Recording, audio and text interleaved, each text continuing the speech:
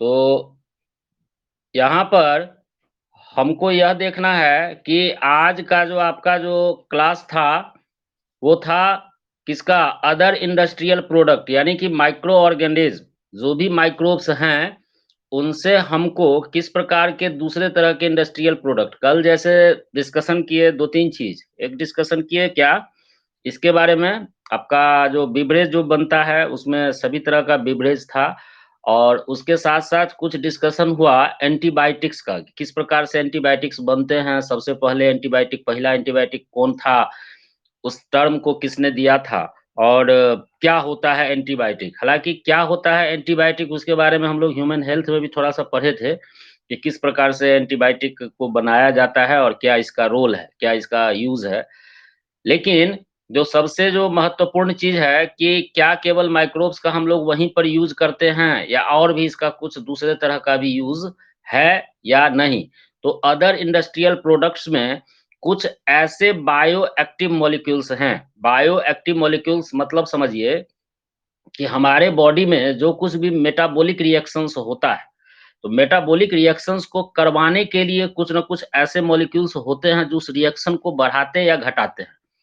तो इस कारण से चूँकि वो बायोलॉजिकल बॉडी में का निर्मा ब ब सॉरी चूँकि इसका निर्माण बायोलॉजिकल बॉडी लिविंग बॉडी में होता है, इस कारण से इसको बायोलॉजिकल कहा गया है और यह मेटाबॉलिक रिएक्शन को एक्टिवेट करता है, तो इस कारण से इसको कहा गया बायो एक्टिव मॉलिक्यूल्स। तो बायो एक्टिव मॉलिक्यूल्स एक खास तरह के वैसे ऑर्गेनिक कंपाउंड्स होते हैं, जिसका कि कॉमर्शियल स्केल पर इसका उत्पादन किया जाता है। तो कॉमर्शियल स्केल पर तो उत्पादन आप इसको प्रोडक्शन कर सकते हैं, लेकिन कॉमर्शियल स्केल पर इसका प्रोडक्शन यानी कि बायो एक्टिव मॉलिक्यूल्स का प्रोडक्शन करने के लिए भी आपको कुछ न कुछ लिविंग ऑर्गेनिज़्म की ज़रूरत पड़ती है। तो जो भी लिविंग ऑर्गेनिज़्म हैं, तो यहाँ पर उस माइक्रोब्स का यूज़ किया जाता है और वो माइक्रोब्स के द्वारा इस तरह के जो कुछ खास तरह के बायो एक्टिव मॉलिक्यूल्स हैं, उसको प्रोड्यूस किया जाता है, यानी कि बनाया जाता है और इससे इंसानों की भलाई होती है। जैसे तुम जानते हो कि एक छोटा-सा उदाहरण हम दे सकते हैं कि आप जानते हैं कि अगर किसी को sugar level, blood sugar level अगर काफ़ी ज़्यादा हाई हो जाता है, बहुत अगर बढ़ जाता है, तो उसको एक सुइया लेना पड़ता है, एक इंजेक्शन लेना पड़ता है, उसको कहते हैं इंसुलिन। तो इंसुलिन का इंजेक्शन जो लेना पड़ता है, वो इंसुलिन को सिंथेसिस नहीं कर सक किया जा सकता है। उस इंसुलिन को बनाना पड़ता है किसी न किसी लिविंग बीइंग्स के शरीर में और तब वहाँ से उसको निकाला जाता है और निकाल कर के फिर उसका उपयोग किया जाता है। तो यहाँ पर जो बायो एक्टिव मॉलिक्यूल्स को हम लोग बनाएँगे, तो किस तरह के बायो एक्टिव मॉलिक्यूल्स हैं? तो पहला जो बायो एक्टिव मॉलिक्यूल्स है, वो है आपका ऑर्गेनिक एसिड। ऑर्गेनिक एसिड जो प्रोड्यूस्ड होते हैं माइक्रोब्स के द्वारा, ये माइक्रोबियल मेटाबॉलिक एक्शंस के द्वारा इसको प्रोड्यूस्ड किया जा सकता है ना? थोड़ा-सा जस्ट मिनट आज तो अभिनवो आ गया है, बढ़िया है। चलो, तो ऑर्गेनिक एसिड आपको प्रोड्यूस्ड होते हैं माइक्रोबियल मेटाबॉलिक एक्शंस के द्वारा। तो ये किस प्रकार से जैसे कि कुछ खास तरह के एसिड हैं, हाँ, ये सारे के सारे ऑर्गेनिक एसिड हैं और इनऑर्गेनिक एसिड का ज़रूरत हम लोगों को नहीं पड़ता है, इसको भी याद रखना है। हम लोगों को चूँकि हमारा बॉडी जो है वो ऑर्गेनिक कंपाउंड का बना हुआ होता है, तो इस कारण से हम लोगों को जो भी ज़रूरत पड़ेगा वो ऑर्गेनिक चीज़ों की। अगर इनऑर्गेनिक चीज़ों की ज़रूरत है भी, तो बहुत ही कम ट्रेस अमाउंट में, बहुत ज़्यादा नहीं उसकी ज़रूरत पड़ती है। तो जैसे कि ग्लूकोमिक एसिड है, तो ग्लूकोमिक एसिड का निर्माण किया जाता है जिस माइक्रोब्स से, उस माइक्रोब्स का नाम है पेनिसिलिन और एस्परजिलस स्पीशीज़। ये सब यहाँ तो नहीं, बोर्ड में तो नहीं पूछेगा, लेकिन जब आपका संडे टू संडे जो टेस्ट होगा, उसके लिए इसको अंडरलाइन कर लीजिएगा, काम देगा। देन है आपका गैलिक एसिड, ये गैलिक एसिड भी बनता है एस्परजिलस से ही, लेकिन इसमें खास नाम है एस्परजिलस गैलोमाइसेस। और एक और ऑर्गेनिक एसिड है जिसका नाम है फ्यूमेरिक एसिड। इस फ्यूमेरिक एसिड को बनाया जाता है राइजोपस निग्रिकेंस से। इसके बाद कुछ खास तरह के एंजाइम्स। अच्छा, एंजाइम्स जब 11th में हम लोग आपको पढ़ाए, तो 11th में बताए कि एंजाइम जो होंगे वो प्रोटीन से बने होते हैं। लेकिन वहाँ पर एक और बात बताए थे कि जितने भी एंजाइम हैं, वो सभी के सभी प्रोटीन हैं। विकास माइक ऑफ कीजिए, बार-बार माइक मत ऑन कीजिए। जितने भी प्रोटीन्स हैं, वो सारे के सा सॉरी जितने भी एंजाइम्स हैं, वो सारे के सारे प्रोटीन से बने होते हैं। ठीक है? जितने भी एंजाइम होंगे वो प्रोटीन से बने होंगे, लेकिन सारा का सारा प्रोटीन एंजाइम होगा ऐसी बात नहीं है। यानी कि all enzymes are proteins but not all proteins are enzymes. तो एंजाइम्स होता क्या है? एंजाइम्स के बारे में वहां तो बताए ही थे। तो एंजाइम्स एक प्रोटीनेशियस सब्सटेंस है, एक प्रोटीन का बना हुआ पदार्थ होता है। और एंजाइम जब भी होगा तो बायोलॉजिकल ओरिजिन, बार बार फिर बोले कि यह भी आपको किसी न किसी लिविंग थिंग से ही, लिविंग बॉडी से ही तैयार किया जा सकता है। इसको आप लेबोरेटरी में किसी केमिकल रिएक्शंस के द्वारा नहीं प्राप्त कर सकते हैं। तो यह जो एंजाइम है, यह एक प्रोटीनेशियस सब्सटेंस होता है जो कि बायोलॉजिकल ओरिजिन का होता है।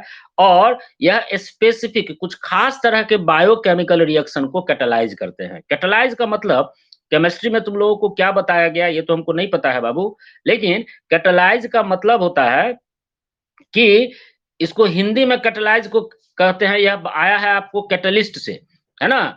कैटलिस्ट से आया है। तो कैटलिस्ट किसको कहेंगे? कैटलिस्ट कहते हैं हिंदी में इसको उत्प्रेरक, है? कैटलिस्ट को कहा जाता है उत्प्रेरक। तो कैटलिस्ट जो है, यह कैटलिस्ट का काम क्या है? कैटलिस्ट का बेसिक जो काम होता है वो आपका किसी भी तरीके के रिएक्शंस को, यानी कि केमिकल रिएक्शंस को यह कंट्रोल करता है। तो चूंकि हम लोगों के शरीर में जो केमिकल रिएक्शंस होता है उसको क्या कहते हैं? उसको कहते हैं मेटाबॉलिज्म। तो मेटाबॉलिज्म जो एक केमिकल रिएक्शंस है, उसी केमिकल रिएक्शंस को कंट्रोल करने का जो चीज होता है वो कैटलिस्ट का काम है। और यहाँ पर जो कैटलिस्ट की भूमिका अदा करेगा, यानी कि मेटाबॉलिक रिएक्शंस में जो कैटलिस्ट की भूमिका को अदा करता है उसी को हम लोग एंजाइम कहते हैं। तो विभिन्न प्रकार के एंजाइम को कमर्शियली प्रोड्यूस्ड किया जाता है। और कैसे प्रोड्यूस्ड करेंगे? तो मेटाबॉलिक एक्टिविटीज के द्वारा इसको प्रोड्यूस्ड किया जाता है। खास करके माइक्रोब्स में इस तरह के मेटाबॉलिक एक्टिविटीज को कराए जाते हैं। खास करके यह जो हमको जो एंजाइम प्राप्त होता है, इस एंजाइम को बनाने के लिए जो सबसे महत्वपूर्ण जो माइक्रोब्स होते हैं वो होते हैं आपके फंगाई। यानी कि एंजाइम्स आर प्रोड्यूस्ड फ्रॉम, अगर इस तरीके का कहीं पर कुछ क्वेश्चन रहे तो आपको इस चीज को याद रखना पड़ेगा कि हम लोगों को एंजाइम बेसिकली फंगाई से प्राप्त होता है। कुछ और तरह के बायो एक्टिव मॉलिक्यूल्स हैं, जैसे एक है साइक्लोस्पोरिन ए। लगता है नाम जैसे कि कोई दवाई का नाम है, तो यह बिल्कुल एक दवा ही है बाबू, और बहुत ही महत्वपूर्ण दवा है। जब ह्यूमन हेल्थ एंड डिजीज पढ़े तो वहां पर एक बात बताए कि जो टी लिम्फोसाइट का बेसिक काम एक और एक चीज, एक बहुत ही महत्वपूर्ण काम होता है। क्या काम होता है? कि अगर कोई भी फॉरेन पार्टिकल्स बॉडी में इंटर करता है, किसी भी तरीके का बाहरी चीज अगर बॉडी में इंटर किया, तो वो जब इंटर करता है तो अगर वो फॉरेन पार्टिकल नॉन सेल्फ के जैसा व्यवहार करता है, यानी कि वो उसके बॉडी के जैसा, बॉडी के सेल के जैसा व्यवहार नहीं करता है, उसका बिहेवियर अगर कुछ अलग टाइप का अगर बिहेवियर होगा, तो उस कंडीशंस में क्या करेगा आपका टी लिम्फोसाइट उस सेल को मार देगा, किल कर देता है। यानी कि कह सकते हैं कि अगर कोई आदमी किसी दूसरे व्यक्ति के से किसी भी तरीके का ऑर्गेन अगर ट्रांसप्लांटेशन करवाता है, चाहे वो ब्लड ही क्यों ना हो, ब्लड भी एक तरह का सेल ही है, तो अगर इसको वो ट्रांसप्लांट कराता है अपने बॉडी में, तो इसको देखने का काम करता है आपका टी लिम्फोसाइट कि वो मेरा अपने जैसा सेल की तरह से व्यवहार कर रहा है कि नहीं कर रहा है। तब तो बड़ा दिक्कत हो जाएगा। कोई भी ऑर्गन अगर ट्रांसप्लांट कराएँगे तो उसको टी लिम्फोसाइट मार देगा। अब इसको रोकने के लिए देखा गया कि एक चीज़ होता है साइक्लोस्पोरिन ए, बहुत इम्पोर्टेंट चीज़ है इसलिए बोले थे कि साइक्लोस्पोरिन क्या होता है कि सबसे पहले इसको प्रोड्यूस्ड हम कैसे करते हैं? तो इसको प्रोड्यूस्ड किया जाता है एक फंगाई से, उस फंगाई का नाम है ट्राइकोडर्मा पॉलीस्पोरम, है ना? आपका साइक्लोस्पोरिन जो प्रोड्यूस्ड होता है, जो बनाया जाता है, वो बनता है एक लिविंग फंगाई से। उस फंगाई का नाम है ट्राइकोडर्मा पॉलीस्पोरम। और इसका मेन काम क्या है कि वहाँ पर जब कोई भी ऑर्गन ट्रांसप्लांट हुआ, तो टी लिम्फोसाइट आपका एक्टिव हो जाएगा। एक्टिव हो जाएगा तो जो भी ऑर्गन है उसको वो मार देगा। तो उसी को वो इम्यूनो सप्रेसिव एजेंट का काम करता है, यानी कि वो जो इम्यून सिस्टम को एक्टिवेट हो गया, जैसे ही ऑर्गन ट्रांसप्लांट हुआ आपका टी लिम्फोसाइट एक्टिवेट हो गया, उस एक्टिवेशन को रोकने के लिए, दबाने के लिए जो चीज होता है, जिस चीज का यूज किया जाता है वो होता है आपका साइक्लोस्पोरिन ए। और इस कारण से अगर अगर ये चीज नहीं दिया जाए तो वो ऑर्गन जो ट्रांसप्लांट हुआ है वो फेल हो जाएगा, वो काम नहीं कर पाएगा। क्यों? क्योंकि उसको टी लिम्फोसाइट मार देगा। तो उसी को रोकने के लिए यहाँ पर यूज़ किया जाता है आपका साइक्लोस्पोरिन ए का, जो प्राप्त होता है ट्राइकोडर्मा पॉलीस्पोरम नामक फंगाई से। कुछ विटामिन्स हैं, यह विटामिन्स भी हम लोगों को माइक्रोब से प्राप्त होते हैं। इसमें है विटामिन सी। यह विटामिन सी सबसे पहला विटामिन था जिसको कि प्रोड्यूस्ड किया गया था फर्मेंटेशन प्रोसेस के द्वारा, और यह फर्मेंटेशन प्रोसेस में कुछ वाइल्ड बैक्टीरियम हैं जिसका कि हम लोगों के साथ डायरेक्ट रिलेशन नहीं है। वाइल्ड का मतलब होता ही है जो ह्यूमन बीइंग्स से अलग। तो ह्यूमन बीइंग्स से जो कुछ भी अलग हो। तो यहाँ पर यह कुछ वाइल्ड बैक्टीरियम थे जिससे कि विटामिन सी को बनाया गया था। इसके साथ-साथ यीस्ट जो है, यीस्ट क्या होता है? यीस्ट भी आपका रिच सोर्स है विटामिन बी कॉम्प्लेक्स का। हाँ, यीस्ट में काफ़ी ज़्यादा मात्रा में विटामिन बी कॉम्प्लेक्स पाए जाते हैं, जबकि विटामिन बी 12 और विटामिन के ये एक ह्यूमन गट, हम लोगों के गट में पाया जाता है एक बैक्टीरिया जो कि सिम्बायोटिक रिलेशनशिप के साथ रहता है, यानी कि हम उसको बेनिफिट देते हैं, वो हमको बेनिफिट देता है। उस सिम्बायोटिक बैक्टीरिया से बेनिफिट क्या होता है? तो विटामिन बी 12 और विटामिन के का वो सिंथेसिस करते रहता है और जिसका यूटिलाइज़ेशन हमारा बॉडी करता है। तो यह हुआ हो गया, हम भी उससे फ़ायदा ले रहे हैं, वो भी हमको फ़ायदा दे रहा है। इसके बाद एक अलग तरह का एक प्रोडक्ट है that is called statins. Statins क्या क्या क्या काम करता है? अब देखो ज़्यादा आदमी क्या करेगा, तो तेलीय पदार्थ ज़्यादा खाएगा। तो तेलीय पदार्थ अगर ज़्यादा खाएगा तो उसका ब्लड में कोलेस्ट्रॉल लेवल बढ़ जाता है। तो कोलेस्ट्रॉल अगर बढ़ेगा तो क्या होगा? अगर कोई पूछेगा कि भाई तुम तो बायोलॉजी पढ़ता है, कोलेस्ट्रॉल अगर बढ़ जाएगा तो उसको उस पेशेंट को क्या होगा? तो कोलेस्ट्रॉल अगर बढ़ेगा तो हार्ट अटैक की संभावना बढ़ जाएगी। हार्ट अटैक की संभावना बढ़ जाएगी, किसके बढ़ने से? कोलेस्ट्रॉल के बढ़ने से। क्या होता है, तो वो हार्ट का जो वेसल्स है, उस वेसल्स को वो नैरो कर देता है। उसमें वो एक लेयर जम जाता है जिसके कारण प्रॉपर वे में ब्लड हार्ट के पास नहीं पहुँच पाता है। यानी कि हार्ट को अपने काम करने के लिए भी तो ऑक्सीजन की ज़रूरत है। वो ऑक्सीजन जाएगा किससे? ब्लड से जाएगा। तो ब्लड से वो प्रॉपर वे में ऑक्सीजन के न पहुँचने के कारण हार्ट का काम करना रुक जाता है। अब अगर हार्टे काम करना रुक जाएगा तो क्या होगा? आदमी भी, वो पेशेंट भी काम करना बंद कर देगा। अब कैसे जानेंगे कि किसी का कोलेस्ट्रॉल लेवल बढ़ा हुआ है या किसी को हार्ट का प्रॉब्लम है? तो एक दिन हम बताए भी थे कि उसके आँख के ऊपर जो ये काला रंग का जो ये है बाल, इसके और पिपनी के ठीक ऊपर में देखोगे कि थोड़ा एक अलग तरह का येलोइश पैचेज़ हो जाते हैं।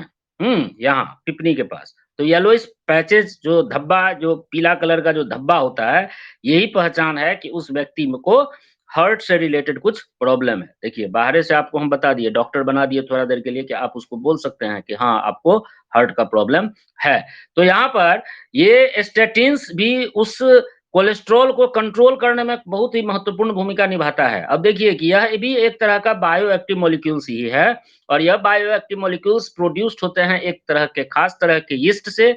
उस यीस्ट का नाम है मोनास्कस परपुरियस, हाँ? और यह परपुरियस एसिड का निर्माण होता है, जो कि एक खास तरह का एक एंजाइम हमारे बॉडी में ऑलरेडी मौजूद है। उस एंजाइम को यह इन्हिबिट करता है, यानी कि उसको कंट्रोल करता है, उसके एंजाइम के सिक्रीशन को यह रोक देता है। खास करके वो एंजाइम का बेसिक काम क्या है? जब यह एंजाइम निकलेगा तो कोलेस्ट्रॉल का सिंथेसिस बढ़ जाएगा। अगर यह एंजाइम नहीं निकलेगा तो बॉडी में कोलेस्ट्रॉल का सिंथेसिस नहीं होगा। यानी कि अगर हम इस एंजाइम को रोक दें, तो निश्चित रूप से कोलेस्ट्रॉल का सिंथेसिस ऑटोमैटिकली कंट्रोल में रहेगा। तो ये एक यीस्ट है मोनास्कस परपुरियस, जो कि एक ऐसा खास तरह से एसिड निकालता है, प्राप्त किया जाता है, वो एसिड ही है आपका स्टैटिन्स। ये एसिड का बेसिक काम है जो एंजाइम रिस्पॉन्सिबल है कोलेस्ट्रॉल के सिंथेसिस को, उसको वो इन्हिबिट करता है, उसका वो सिक्रीशन रोकता है। तो अगर यह रोकेगा तो यानी कि स्टैटिन काम क्या करेगा? तो बिल्कुल स्टैटिन जो है सो आपका ब्लड में जो कोलेस्ट्रॉल लेवल है, उसको यह कम करने का काम करता है। तो जो भी इस तरीके का जिनका कोलेस्ट्रॉल बढ़ा होता है, उस तरह के पेशेंट को यह statin as a drug, as a दवा के रूप में दिया जाता है। यहाँ पर आपका थोड़ा-सा खत्म हुआ एक टॉपिक, तो अब अपने आप को थोड़ा-सा टेस्ट कर लें कि क्या होगा आंसर आपका जो क्वेश्चन था। सबसे पहला जो क्वेश्चन था, ये लगभग-लगभग जितने भी भेजा, सबका सही था। The term antibiotic was first used by ठीक है, यूज़्ड मतलब जो टर्म है एंटीबायोटिक इसको सबसे पहले किसने यूज़ किया था? तो इसमें इसका आंसर हो जाएगा सी, वैक्समैन। लगभग-लगभग सबका सही है, जो भी भेजा मेरे पास। माइक्रोब्स जो होते हैं, वो माइक्रोब्स प्रेज़ेंट होते हैं कहाँ? सॉइल में, थर्मल वेंट में, पॉल्यूटेड वाटर में कि अभी बीच में मत बोलो। हाँ, तो सॉइल में देखो गड़बड़ा ही देती है। तो माइक्रोब्स माइक्रोब्स कहाँ पर मौजूद होते हैं? माइक्रोब्स मौजूद होते हैं सभी जगह, जहाँ भी दुनिया का जो भी जगह है, हर जगह पर माइक्रोब्स उपलब्ध है। तो इसका आंसर हो जाएगा डी, ऑल ऑफ दीज़। तीसरा जो क्वेश्चन था, which of the following microbes is a proteinaceous infectious agent? तो जब माइक्रोब्स का डिस्कशन कर रहे थे उस वक़्त में हमने तुमको वायरस, विरुआइड्स और प्रियॉन्स के बारे में बताया था। याद करने का कोशिश कीजिए, अगर याद है तो उसमें हमने बताया था कि प्रोटीनेशियस इन्फेक्शियस एजेंट के रूप में जाना जाता है प्रियॉन्स, है ना? Then question number 4, which of the following antibiotics was extensively used to treat American soldiers wounded in world war 2?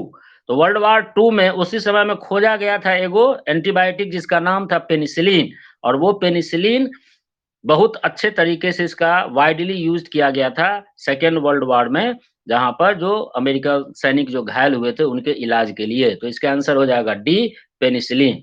5वां क्वेश्चन है कि which of the following organism is used in the production of beverages? Beverages. तो इसमें तो clearly line लिखा हुआ line था कि सैक्रोमाइसिस सेरेविसी, है ना? सैक्रोमाइसिस सेरेविसी से हम लोगों को बेवरेजेस प्राप्त होता है। तो आंसर हो जाएगा इसका बी, सैक्रोमाइसिस सेरेविसी।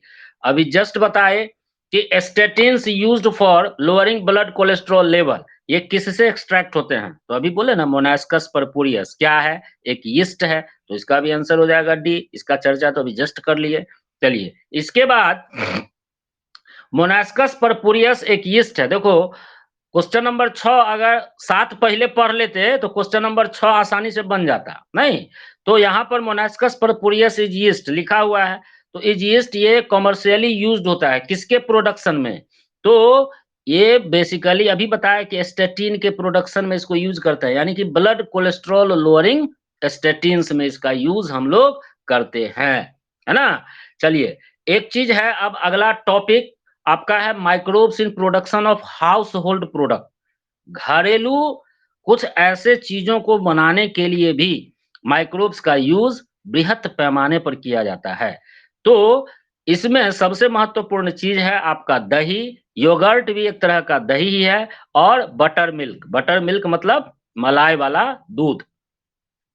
तो यहाँ पर सबसे पहले हम देखेंगे कि ये कर्ड का कैसे निर्माण किया जाता है। तो एक चीज हमको बताइए कि तो बड़ा फालतू बात एक तरीके से है। ऐसा कोई नहीं होगा यहाँ बैठा हुआ जिसको ये नहीं पता है कि दही कैसे बनता है ना? दही बनाने के लिए कैसे हम लोग क्या काम करते हैं, क्या उसका प्रोसीज़्योर है, ये तो सभी को पता होगा। फिर भी इसमें दही को बनाने के लिए एक खास तरह का बैक्टीरिया इसमें इन्वॉल्वड होता है। 2-3 चीज़ इसमें बता देंगे, उसको याद रखिएगा। तो दही को बनाने के लिए जो बैक्टीरिया इन्वॉल्वड होता है, उस बैक्टीरिया का नाम है lactic acid bacteria. In short इसको लैब कहते हैं, जिसमें आते हैं कुछ खास तरह के भी ये बैक्टीरिया। उसमें है आपका लैक्टोबैसिलस एसिडोफिलस, लैक्टोबैसिलस लैक्टिस और स्ट्रेप्टोकोकस लैक्टिस।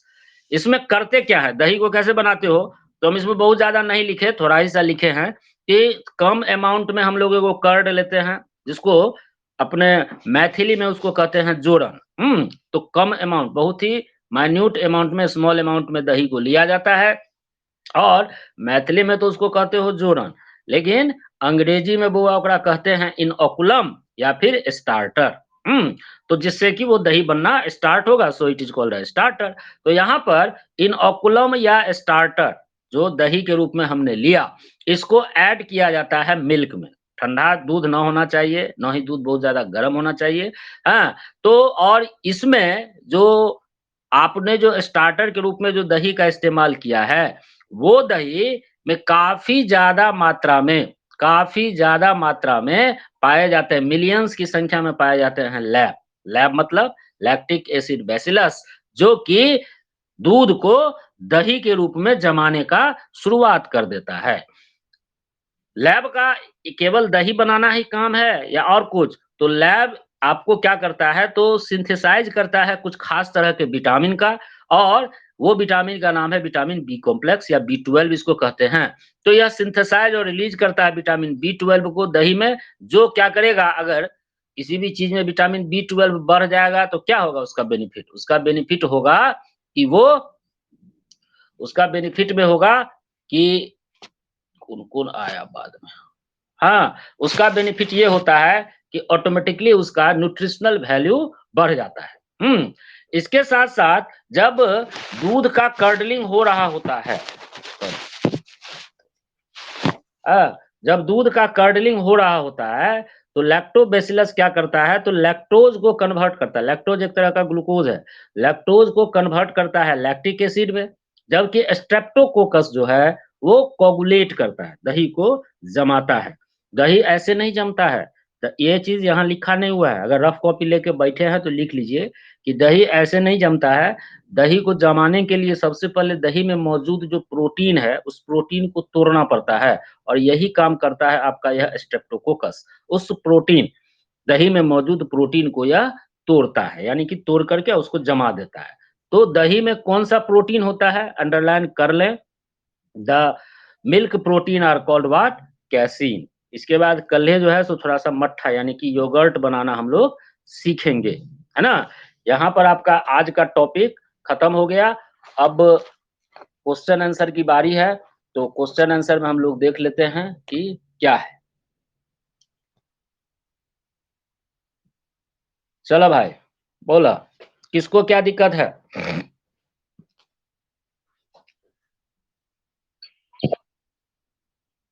7वां क्वेश्चन, मोनास्कस परपुरियस एक यीस्ट है, अभी बताया कि एक यीस्ट है और यह कमर्शियली इसका यूज़्ड होता है किस चीज़ के प्रोडक्शन करने में?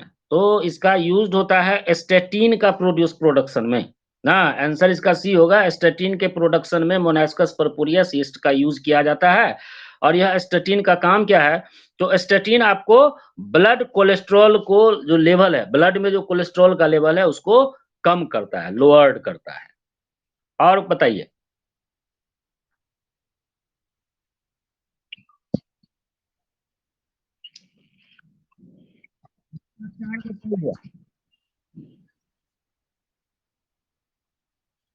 छठा का देखो, छठा जो 7वां में लिखा हुआ है क्या? मोनास्कस परपुरियस इज यीस्ट और वही तुमसे पूछ रहा है statin used for lowering blood cholesterol level are extracted from तो यीस्ट। आंसर डी होगा।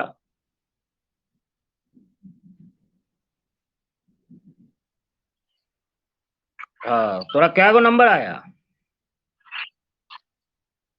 वाह, very good, very good.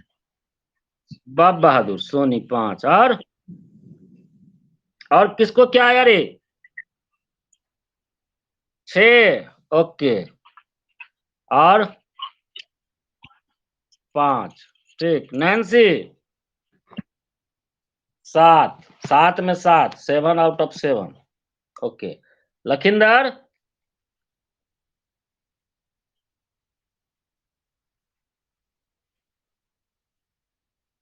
Lakhinder को क्या गो? नहीं बोल रहा है। भारती क्या गो नंबर आया? भारती तो भेजबे नहीं। हाँ? 7। अरे सुन ना, ओकरा तुम संध्या को बोल देना कि कैसे इनरोल्ड होता है, ठीक है? और तो उसको समझ में नहीं आता है, एक बार फिर से समझा दो।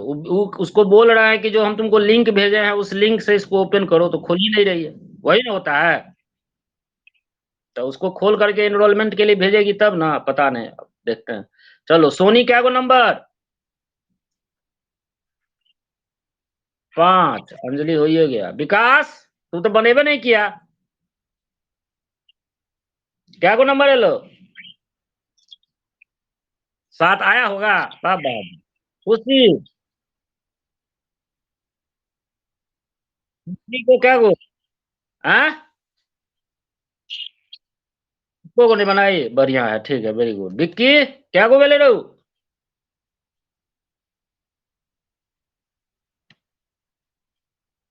पुनीता हो गया। शशि रंजन बाबू क्या गो नंबर लाया? देखो अभिनव का जहां ना क्वेश्चन पूछ के बारी आया भाग गया। क्वेश्चन क्या गो बना शशि रंजन? वेरी गुड, कोई बात नहीं। चलिए, कहने का मतलब यह हुआ कि आज भी 14 बच्चे थे लेकिन आते जाते रहते थे। ओके, फिर भागना शुरू हुआ। और कहने का यह मतलब है, का है।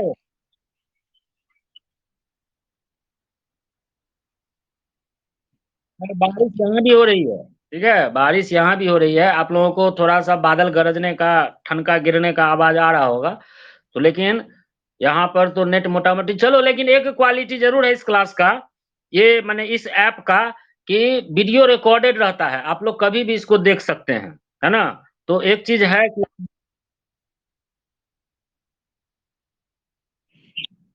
वो नेट के कारण होगा। हाँ, वीडियो जाइएगा, रिकॉर्डिंग ऑप्शन में मिल जाएगा। ठीक है, रिकॉर्डिंग लिखा होगा, ऊपर में लिखा हुआ है ना, समरी टेस्ट दिस दैट करके बहुत सारा चीज, उसी में एक रिकॉर्डिंग ऑप्शन है। उस रिकॉर्डिंग में जा करके जो भी वीडियो देखने का मन हो देख सकती हो। ठीक है, अभी यूट्यूब पर नहीं डाल रहे हैं, ले नहीं रहा है। समझे, वही नेटे का प्रॉब्लम। ले नहीं रहा है, यूट्यूब पर जब डाल देंगे तो आप लोगों को बता देंगे। ठीक है, तो यहाँ पर जो भी 11th के बच्चे इंटरेस्टेड हैं उनको आप नंबर दे दीजिएगा। ठीक है, एको को बात कर लेगा तो ऑटोमेटिकली है कि सब अपने अपने से बात कर लेता है। तो अगर कोई इंटरेस्टेड होगा तो उसको बोल दीजिएगा, मेरा नंबर दे दीजिएगा। और फिर हम देखेंगे कि क्या किया जाएगा। ठीक।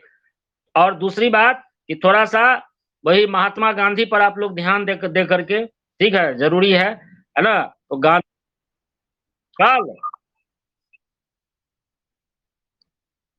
अच्छा, ठीक है, धन्यवाद। और भी जो लोग नहीं भेजे हैं, कुछ का पेमेंट हुआ है, नो डाउट। तो जिसका पेमेंट हो गया है, ये उसके लिए नहीं है। जिसका पेमेंट नहीं हुआ है, काइंडली थोड़ा-सा पेमेंट को क्लियर कर दें। ठीक है? 1 महीना का बात है। देखो, हम भी पढ़ा रहे हैं, मेहनत कर रहे हैं, बार-बार बोलते हैं। तो मेरे मेहनत को भी थोड़ा-सा और हिम्मत दो, तो ताकि और हम बढ़िया तरीके से आप लोगों को स्टडी करा सकें। हमारे ख्याल से हम इतना तो ज़रूर कह सकते हैं दावा के साथ, कि ये जो आपका जो क्लास है ना, बायोलॉजी का, इतना मेहनत कोई टीचर नहीं करता है, जितना हम मेहनत करते हैं। पहले प्रायर नोट्स देना, हर एक चीज़ को आपको डिस्कशन करना, उसके साथ-साथ आपका पर्सनली जो है, सो जो कुछ भी चैटिंग होता है या उसमें कोई प्रॉब्लम होता है, उसको बताना। तो इतना ज़्यादा मेहनत के बाद में भी अगर मान लीजिए उसका परिणाम नहीं मिलेगा, तो थोड़ा-सा दिक्कत हो जाता है, ठीक है? तो ऐसा ना हो जाए कि दिक्कत के कारण फिर आप लोगों का भी पढ़ाई बाधित हो जाए। तो काइंडली बहुत ज़्यादा अमाउंट नहीं है, ₹300 कोई बहुत बड़ा चीज़ नहीं होता है। काइंडली उसको थोड़ा-सा देख लें एज़ अर्ली एज़ पॉसिबल, ठीक है? ताकि हमको बार-बार ये कहते हुए अच्छा भी नहीं लगता है, ठीक? अब तो कोई प्रॉब्लम नहीं है, तो इस हिसाब से क्लास हम लोग सस्पेंड करते हैं, फिर कल आपसे फिर से मुला बोलो। हाँ, बोलो।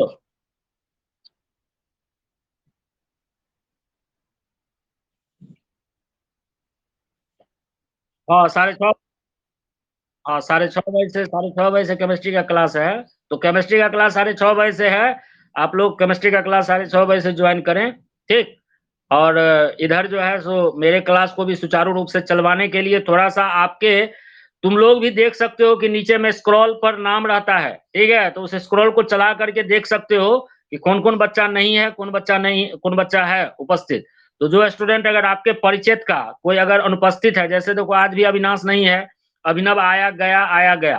तो बहाना कुछ भी बना देते हैं, लेकिन काइंडली अगर क्लास में नहीं रहेंगे, तो मेरे लिए बहुत बड़ी समस्या हो जाएगी। हम उनको रिमूव कर देंगे अपने क्लास से, तो बाद में फिर जुड़िएगा तो उसके लिए फिर बहुत तरह का बात होगा। तो काइंडली क्लास को ज़रूर अटेंड कीजिए आप लोग, ओके? चलिए फिर हम लोगों की मुलाकात कल होती है। हैं?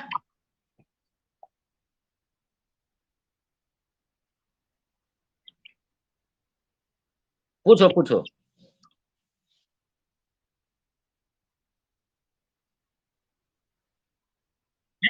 या तो रेट को बढ़ाएगा या रेट को घटाएगा। एंजाइम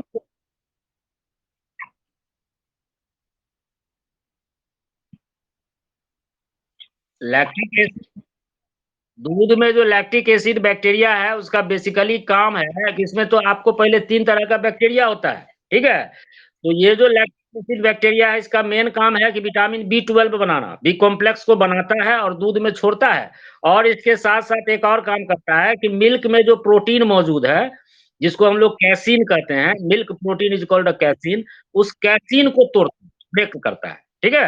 जिसके कारण जम जाता है, ठीक है? विटामिन जो है सो डब्ल्यूबीसी काहे के लिए होगा? डब्ल्यूबी डब्ल्यूबीसी विटामिन बी 12 थोड़े डब्ल्यूबीसी को कहते हैं। डब्ल्यूबीसी तो व्हाइट ब्लड सेल है। हुँ, विटामिन विटामिन बी 12 का सबसे पहले बेसिक जो रोल है विटामिन का वो हम लोगों को रोग से लड़ने में मदद करता है, ठीक है? रोग से लड़ने में मदद करता है, नो डाउट डब्ल्यूबीसी को यह मदद करता है, लेकिन डब्ल्यूबीसी ही विटामिन बी 12 है ऐसी बात नहीं है। विटामिन बी 12 एक अलग तरह का चीज़ है और आपका जो डब्ल्यूबीसी है वो अलग तरह का चीज़ है, दोनों को एक साथ मत मिलाना। वो ब्लड का टाइप है बाबू डब्ल्यूबीसी, ठीक है? और यह विटामिन का टाइप है, तो कैसे दोनों एक एक चीज़ हो जाएगा?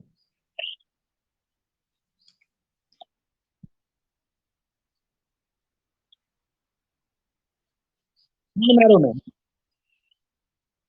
ठीक। और कोई दिक्कत है? चलिए, एंड करते हैं क्लास को, लेकिन जो क्लास नहीं कर रहे हैं काइंडली थोड़ा उसको आप लोग बोलिए कि भाई क्लास को करो, ठीक है? Okay, thank you.